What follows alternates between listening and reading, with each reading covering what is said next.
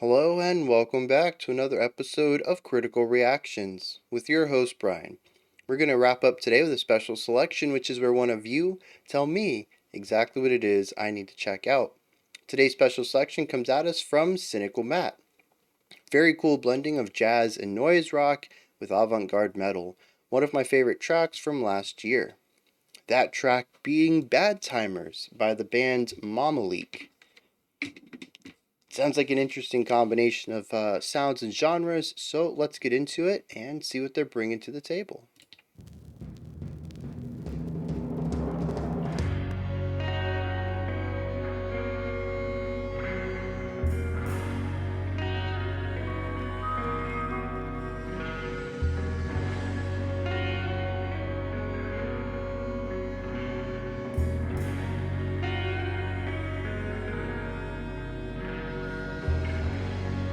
So we're in a very slow 6.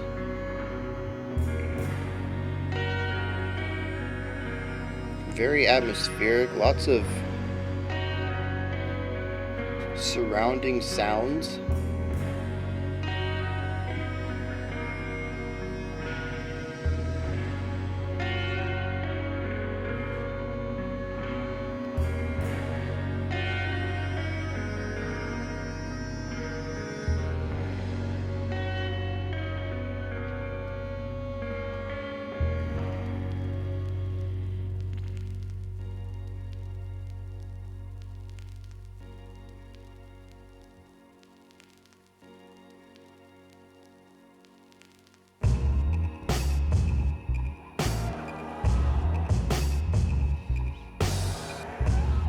That is a fat bass tone.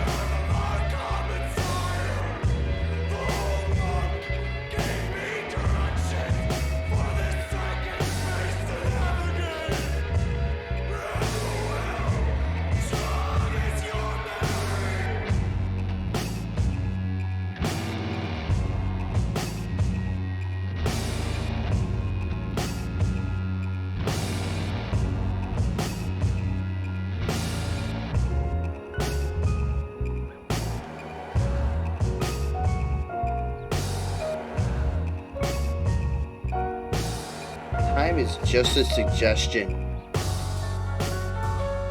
This is one of the most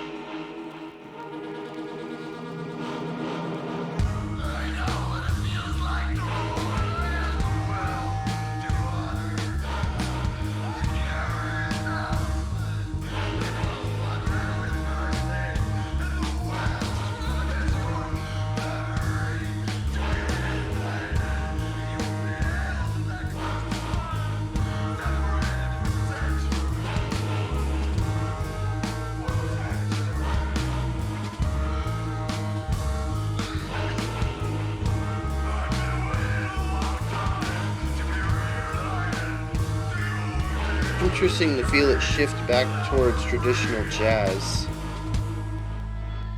Walking bass line, groove in the drums.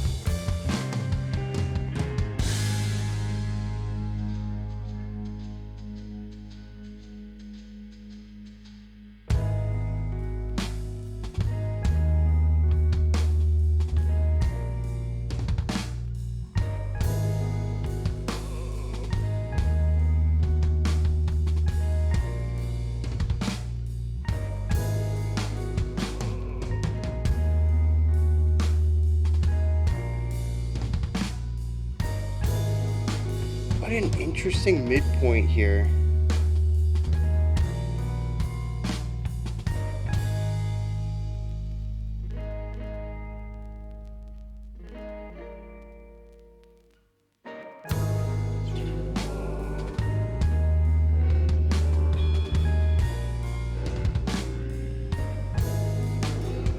So we're in a 6/8 feel, but we're emphasizing 6 and 1. The end and the beginning, nothing in the middle.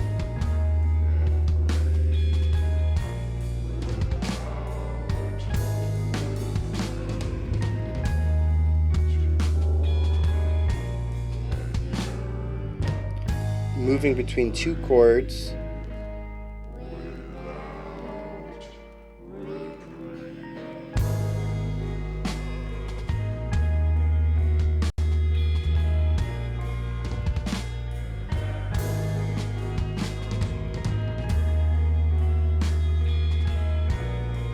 Lots of dissonance, lots of tension. I get the feeling none of it's going to be resolved. Sort of this hazy idea of a song.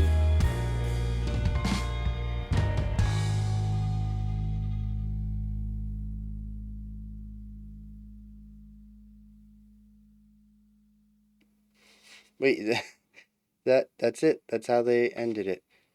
Wow. That's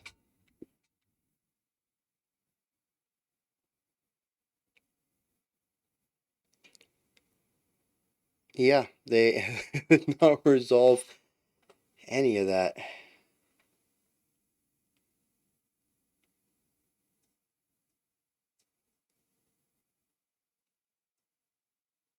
Dang, what to make of this? Um,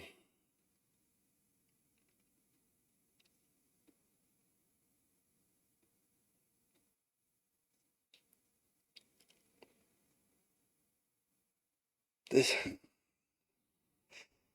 I'm at a loss for words. I okay, so let's start with what they do well. And then we'll see if my brain can take me places that actually lead to anything profound or insightful on this track. Because right now it's just an experience, isn't it? The first thing that I think they do really well is atmosphere. Every single one of these sections is palpable. It's almost as if it's being crafted around me, and it probably has a little bit to do with the album art as well, which is this. Um, Let me pull this back up real quick. It's this entity that's kind of like blending into their background. There's a phasiness to it where they have the black lines coming off of them that I kind of allude to, kind of being in and out of this reality, and then of course all the smoke that they're crafting, just breathing it out of this gaping jaw, gaping maw, I think is the word I wanted. Gaping jaw would be kind of terrifying, as if this isn't. Um, there is something human about this, but also certainly not. And it comes across in the music just as well. There was definitely a point halfway into the track when I felt like I was in the smog. I think I even used the word hazy at one point in the track. This idea of placing me inside of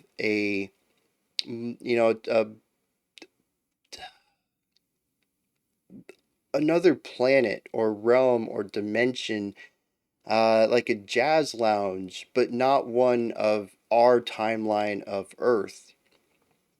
And it being this twisted, contorted version of jazz that is probably jazzy to these inhabitants of this planet or dimension or timeline or whatever, but is slightly off to me. And I can still feel like I'm in a smoky, 1920s lounge, listening to, a jazz track, a jazz song from the live performers. It's just a hair off. There's something off about it.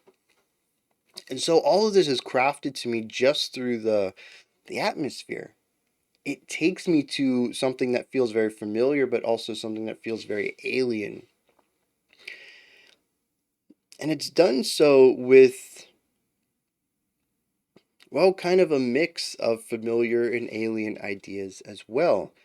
If we look at the instruments, a lot of the instruments seem fairly familiar. We have a jazz, we have a jazz, we have a sax. I associate the sax and the jazz song. That's just the jazz instrument. We have a saxophone in there. We have bass. We have drum kit. Um, we have the piano. We have a vocalist. We had a flute in there too at one point, didn't we? I don't think it was there consistently, but I remember a flute trill at one point. But the thing is that all these instruments aren't used in their traditional lounge or jazz, smooth jazz roles. Some of them are. Our bass had a walking bass line in our second section. The drums landed into more of a groovy concept in that same section. The instruments were providing embellishing or ornamental ideas while the vocals took the spotlight. This is actually pretty typical big band writing, which is interesting because it works. I mean, it works well in lounge as well, but some of the ideas don't necessarily translate well because big band is, as by the name suggests, big. There's a lot of bombastic playing in big band, even when you have vocalists. This type of music reminds me more of lounge, which is quieter and more intimate. But the compositional ideas that the horns have, I would more attribute to big band than lounge, but actually kind of work here. And I think part of that is because as small and intimate as the band feels, the vocalist is not. The vocalist is screaming, compressed, distorted, all of these ideas that attribute themselves to a large amount of volume or the perception of volume.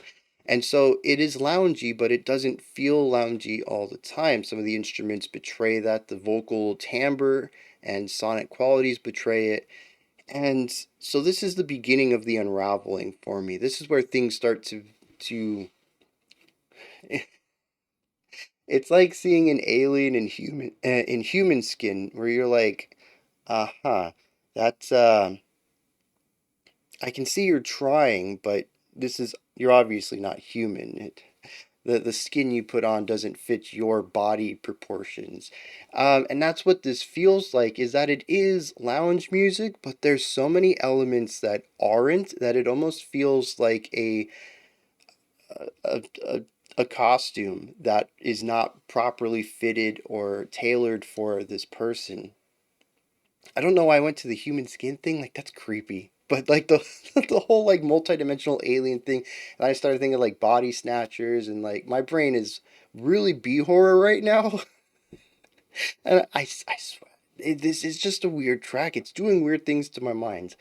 Um, so when we get to this topic though, right? You listen into the instruments, right? And they're very slow. They kind of play a note, maybe hang on to it, play another one a few seconds later. There's not a lot of movement to the instruments in a lot of these sections. Um, and so that's loungy. Rhythmically, we're in a lounge style, but then you listen to the notes themselves, and it's kind of terrifying. There's just a lot of dissonance going on in here. The atmosphere doesn't feel relaxed and cool. It doesn't make me feel like I'm at a table with a cute person by my side. I'm trying to talk them up. I got a glass of, I don't know, scotch in my hand, nice suit. We got the band over there playing. Like, rhythmically, that's what it feels like. But sonically, it feels like a distortion of that. It almost feels like a hellscape based on the dissonance and just the oddities of sound. Lounge typically has things working in tandem with each other, and this seems to be a bunch of instruments working apart. And it almost kind of comes across as a hocket, but doesn't. If you listen to all of it as a single melody, it doesn't make any sense. It's like if somebody, it's like being in a crowded room and you can pick up words from everybody, but just because they're all in the same language doesn't mean when you listen to them in a sequence that they'll make any sense. Of course they don't. These are all separate conversations happening. And that's what this almost feels like. So the instruments don't feel so much like background noise as much as the sound around you, conversations that are not designed to be understood as a unified whole. And so the band feels like they're working together, but if you pay attention, none of them are really helping each other. They're all sort of on their own, doing their own ideas, and they just happen to be displaced in time in a way that it feels like they should be working together in a hocket, but what they're playing doesn't work with that. Well, we take this back to the metaphor, at least it doesn't work to my ears. To whatever denizens of this dimension are, I'm sure this sounds perfectly fine to them. In fact, what I'm expecting they would probably call human music. So, um, and they probably look down on it. But, so that's like the first oddity. It's fine on the surface, but you dig deeper and it's like, wow, that's kind of, it's really not what I expected. Huh. And so this also applies to timbre as well. The bass tone, when the song started, blew me away. I was like, dang, that is a bass tone right there. It is large, it is gnarly, it's fuzzy, it's just a massive sound on its own. And it kind of takes lead. We'll see in our second section that they move to a walking bass line, very jazz oriented. The third section, we move to a central lick. It is probably about 1 bar long, constantly on loop, but taking center stage. It's one of the few moving sections there, so it could be seen as the bass leading the band, which is jazzy, but not traditional jazz, which is a walking bass line. So we do see this evolution of the jazz line, but this opening one feels very metal to me. And I think some of that's just being attributed to the timbre. Um, but I wouldn't say that the bass line itself feels metal. It's still a bit chilled and relaxed, but it's being screamed at me. Just this massive sound that I can't ignore. So we have a timbre that contrasts what the music is. Once again, we're in this loungy, laid back kind of vibe. And of course, you probably know where I'm going with this. The most dissonant timbre here is our vocals. In the first 5 minutes of the track, they are screamed and compressed and distorted. And it sounds like somebody yelling to me through a walkie-talkie or maybe a CB radio. It has this smallness to it that is interesting because a lot of lounge vocals tend to be a little smaller. Um, just because the music fits that. It's kind of chill, relaxed, quiet, so the vocals can't be too loud either. They need to be mixed well. And so we have a lounge volume, but as I mentioned before, the sounds themselves don't attribute themselves to that. It is screaming, it is clipping, it is overdriven, it is compressed. These are all elements that tend to speak about large volumes. You don't clip by whispering unless your recording volume is way too high up. And so it feels like it is an oxymoron. It feels like it's a paradox, maybe. I don't know. I said it and I was like, that's the word. No, I don't think that's the word, Brian. You should take it back. Where it simultaneously feels like it should exist and shouldn't exist. It fits, but it also doesn't.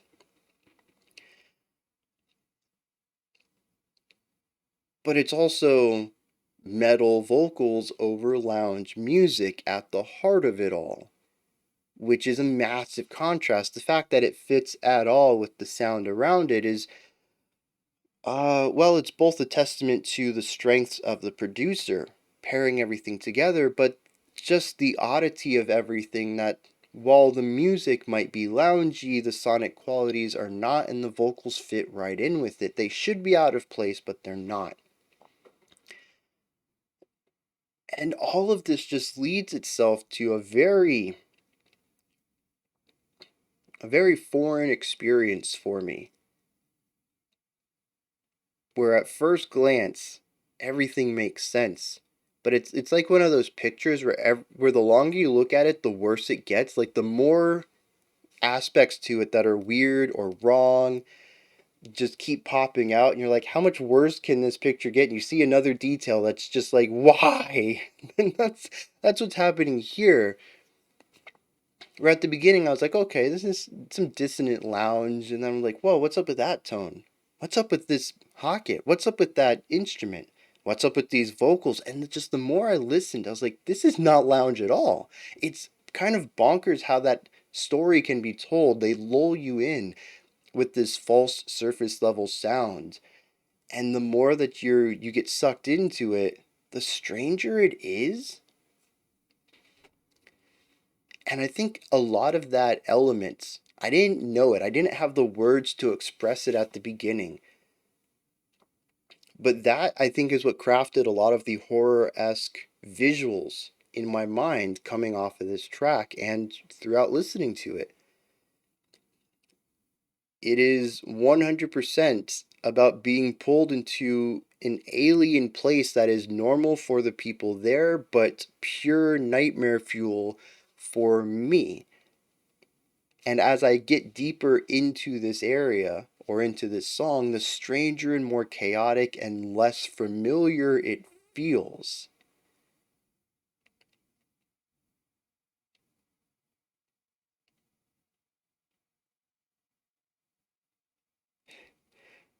For some reason, I was like, dang, I feel like J-Lo in The Cell.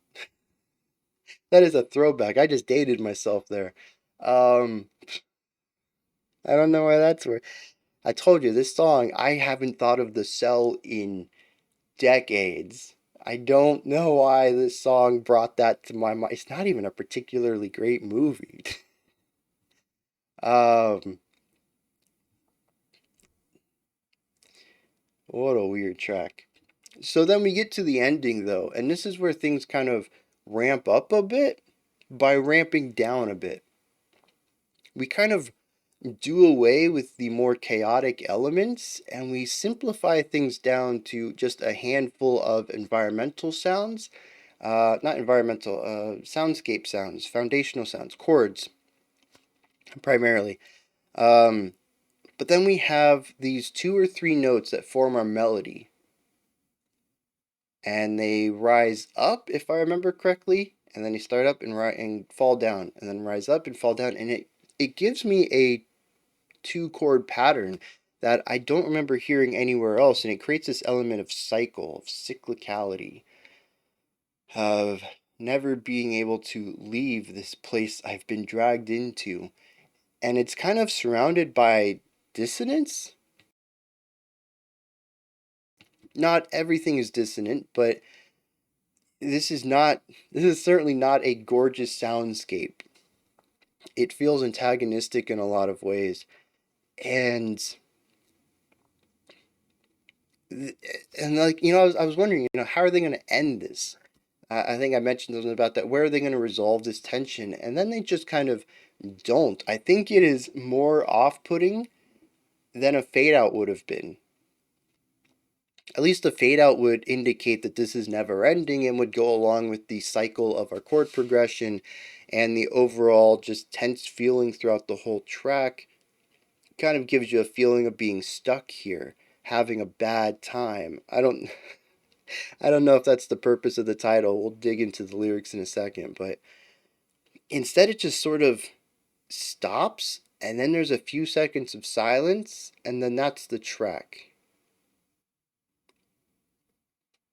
So it's slightly off at the beginning, gets a little worse, gets into a really odd section, and this is where things, if you haven't picked up on it yet, probably start to unravel. You're like, wait a second, this isn't the jazz lounge on the corner of 19th, and whatever 19th and 34th, and then you're like, well, this kind of demonic. There's some weird things going on in here, and then you're trapped in a cycle, and then it just ends what does the ending mean?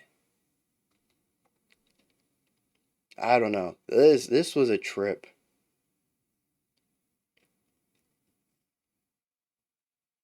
And as far as avant-garde goes, I mean, yeah, I'd say the combination is rather experimental, but musically, I think this is, I mean, the rest of the album, the rest of their discography could certainly be classified as avant-garde, but this I think was rather simple to understand musically. The notes on paper. Avant-garde tends to be a bit more experimental, and this doesn't in that realm. To me, the entire experimental aspect of this is the sonic quality, the combining of genres, the utilization of different types of production on stuff. And sure, I guess avant-garde can cover production techniques as well, but I usually just attribute it to musical concepts that push against music theory. And a lot of things in here can easily be explained by theoretical concepts. Primarily because a lot of it is a sort of subversion or deconstruction of jazz, of lounge music. Um,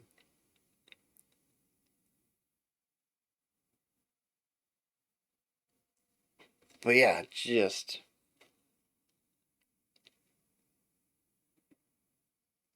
I don't even know.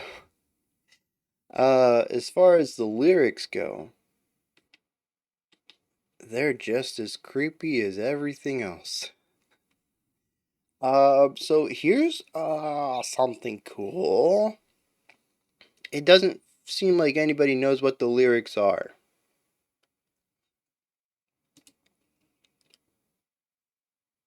There's honestly only three stanzas here, and two of them are the same thing. It says, "My name is question mark." Now, I'm not sure if that is supplied from the band and they intentionally left it obscured, or if people are writing these lyrics and simply can't hear what that word are. They're writing it from, by ear. But I checked a few sites and nobody seems to know what that word is. It's always replaced by a question mark. It says, "My name is blank and I've been waiting a long time to be reunited." The stanza gets said again. From here, we have a question mark in almost every line. "I know where to look for blank calm inside. The old book gave me directions for this blank. I will blank your memory. I know what it feels like to blank." And so the blanks kind of make this really creepy to me because some of them could go in so many, like, what, "I will blank your memory." When you leave a verb open like that, if you leave an adjective open, you can usually use inference to sort of figure out maybe what they were going, maybe not the exact word, but something similar to it. But when you leave a verb open like that, it could really be anything. And what do you do to memories? I mean, my first word that I'm going to here is distort, disrupt, corrupt. A lot of negativity because the song feels like that to me. It feels corrupted in a lot of ways. Also says that the old book gave me directions on where to look for some sort of calm inside. What old book are we talking about? In some context, the old book I would probably think about rather being the Bible. But in this context, I'm thinking Necronomicon. So, like, I don't know. And just the voice delivering all this feels otherworldly to me, but coming through like a CB radio, like they're trying to make a connection with wherever I'm at. And you can't just call somebody up in another dimension, so you use whatever you can, and maybe that's this. As far as tying this back to the music, I mean, I think it all just kind of fits together into this weird alien demonic presence entity. I don't know, whatever you want to call it, trying to find something. And maybe they're not malicious. Maybe that's just happy music to them and it's just nightmare fuel to me. But everything, at least on the surface, feels a bit tainted and distorted in a way that tells me I need to back off and maybe go the other direction and turn around and find my way back to the rainbows and sunshine. And the lyrics certainly don't help with that either. And the fact that there is, at least from my perspective, words lost in translation that could obscure the intention. This certainly could be an extremely positive track, and everything in it could be about helping people and finding calm and clearing memories. And but the fact that it's obscured, that it could go either way, and the sounds that it's presented with lead me into more of a negative view on it, where it's fear and terror kick in. I'm in a danger zone. Ugh. Why, Brian? Why did you say that? And so it once again, the lyrics, at least how they are now, incomplete as they are, whether intentional or not, sort of provide me with an inkling of familiarity, but feel a bit sinister under the surface when I pay attention a bit deeper.